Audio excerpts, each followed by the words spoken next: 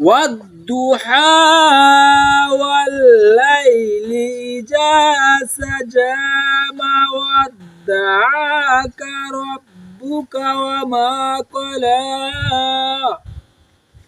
وللآخرة خير لك من الأولى ولسوف يؤتك ربك فترضى ألم يجدك يتيما فآوى ووجدك ضلا فهدى ووجدك عائلا فأغنى فأما اليتيم فلا تقهر وأما السائل فلا تنهر وأما بنعمة ربك فحدث।